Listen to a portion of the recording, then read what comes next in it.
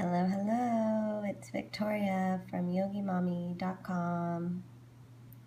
Happy Friday. Thank you for the hearts. I appreciate it. Yours truly. Happy Friday. So we're just gonna give it a couple seconds just if anybody else is gonna join us. I hope that you guys are enjoying your day. It's late afternoon here in San Diego. Not sure where in the world you guys are, but hope that you are enjoying your day, getting ready to enjoy your evening, getting ready to enjoy your weekend. So welcome, welcome. And if you are watching the replay, thank you for joining us. Ashley DeSanti. Hi, Ashley. Alrighty, so what we're going to talk about today, 3 problems of eating healthy. Let me go ahead and flip my screen. Okay. I always feel like, have you guys ever seen that that picture of Ursula in Little Mermaid when she's coming up out of the water? I always feel like that when I flip the camera around. Anyways, so 3 problems with eating healthy.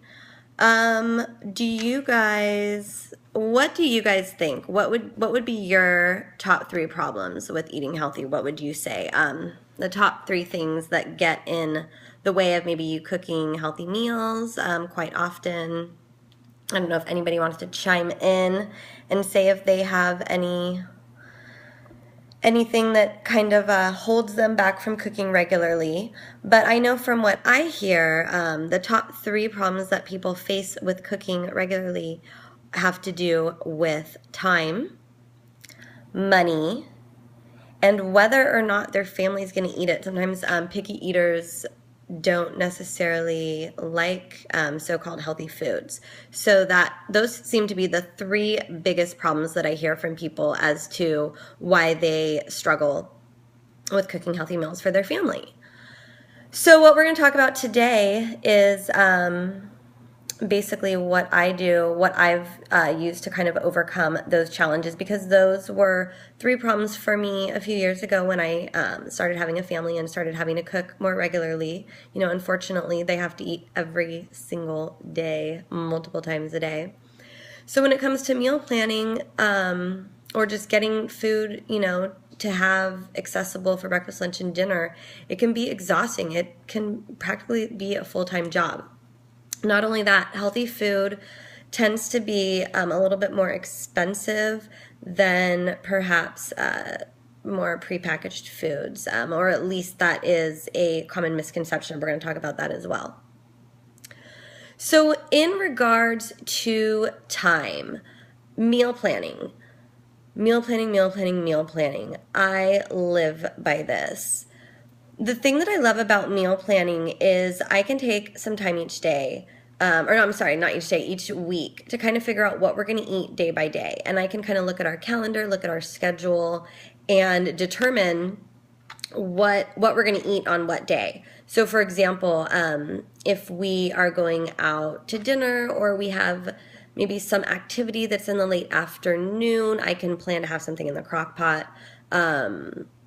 You know, kind of stuff like that. So when it comes to meal planning, it really makes it easier, because when dinner time rolls around or when you get off of work and everybody's wondering, what are we going to eat? And you're sitting there like, I don't know, what are we going to eat? I have no idea. It's really helpful if you already know what you're going to eat. So by meal planning, sorry, my dog's going to bark here in a minute. Probably my husband's walking in. So, meal planning, like I said, making a list. I have something that's hanging in my kitchen that I will put on there what we're going to have for dinner each night. And it makes it really easy because you can plan ahead. You can pull meat out of the freezer and have it already defrosted. You can have vegetables chopped up, which goes into the next thing, food prep. Food prepping really, really helps. Cutting up vegetables ahead of time, making maybe a big batch of broth for the week. I like to do that about once a week. Making any other kinds of ferments, because those usually take about a week. Our non-dairy milk, you can pre-cook the meat. So like bulk cooking, something in a crock pot, something in an instant pot pressure cooker, even roast a whole chicken, roast vegetables, cook multiple things at a time, because with the leftovers, you can repurpose other meals. You can throw it in to make breakfast the next morning, maybe a frittata or an omelet, or even just cook it up with some scrambled eggs. I don't know if you guys follow me on Instagram. I'm doing Whole30 right now, so I have been posting a lot of my pictures. So that's a lot of what I've been doing, is cooking up vegetables ahead of time, having it in a meal, and then saving the leftovers for the next day. And it makes breakfast and lunch very, very easy. And like I said, with the meats, cooking a whole chicken, throwing a roast in the crock pot, stuff like that, you can, with that leftover meat, so you can make a pot roast with vegetables and stuff. But you can also use that shredded meat to make maybe tacos or enchiladas or something like that. And the meat's already cooked, so it makes it that much easier the next day or in 2 days when you go to use the rest of it. So if you meal plan, you can kind of say, okay, on Monday, I'm going to make a whole chicken. Tuesday, we're going to have enchiladas. Wednesday, we're going to have soup. So you can kind of work it out that way. And it really kind of will help to save your sanity. It will save your time.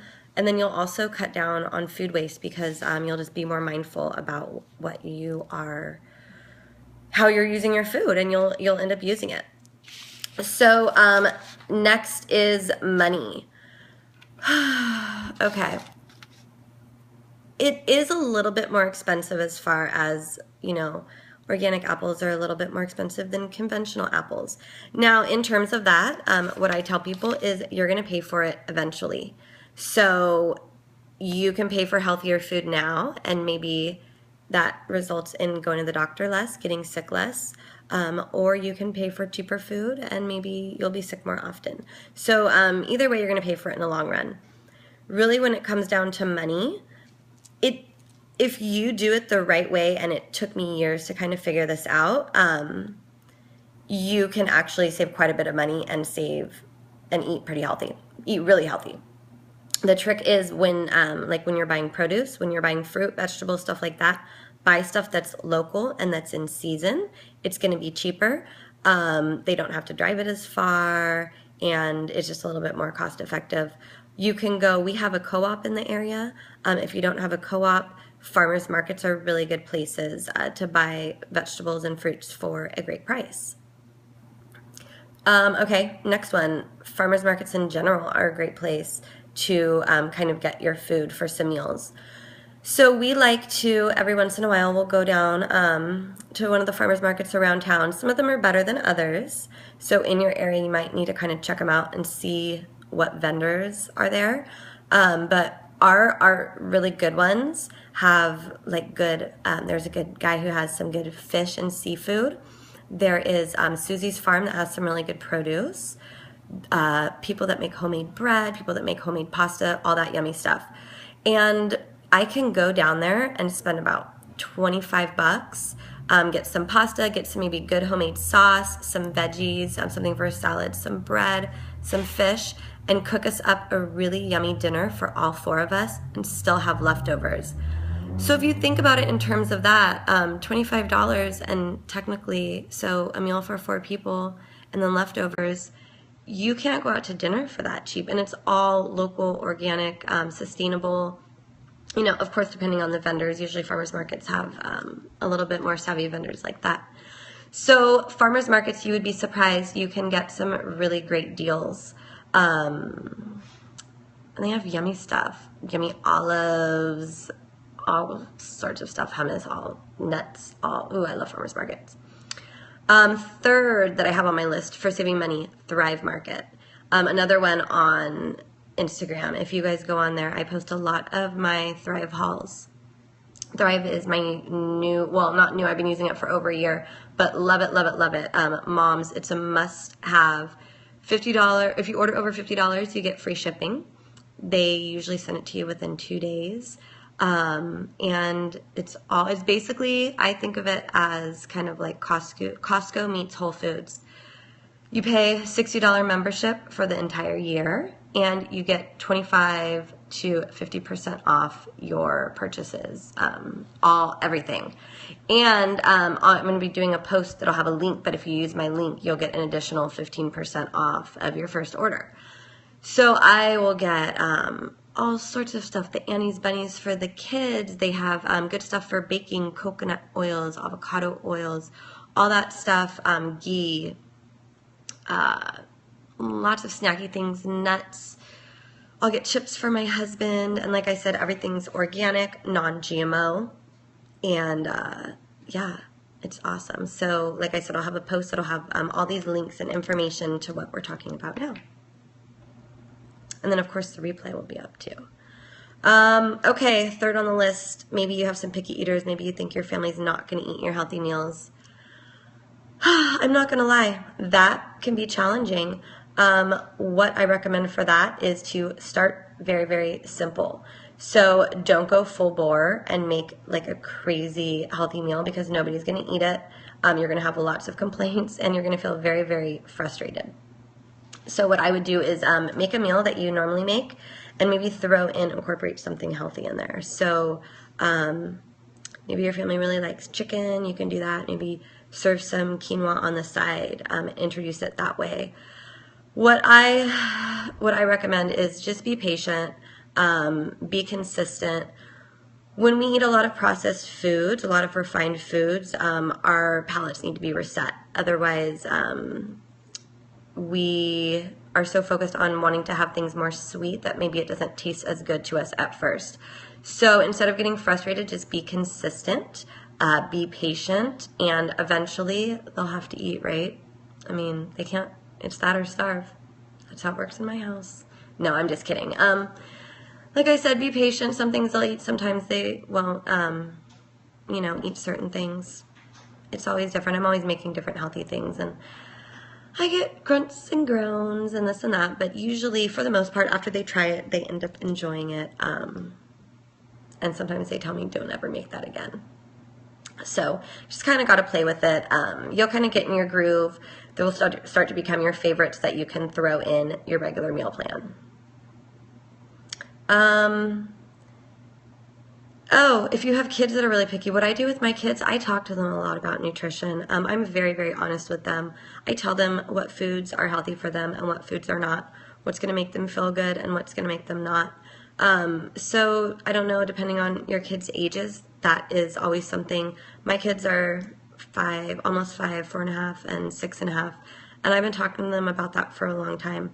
Obviously, you don't have to get into the details, nitty-gritty of nutrition, but just, basics, letting them know what foods are good for them, what foods aren't, and just establishing those healthy habits. So with that, I believe that will be the end of our video. Hopefully you learned some helpful advice today. If you did, head over to my blog, yogimommy.com. I'll have a post up with some of the links of the things that I discussed today, and any other information.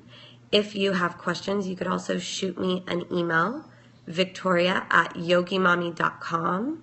That's YOGIMAMI.com.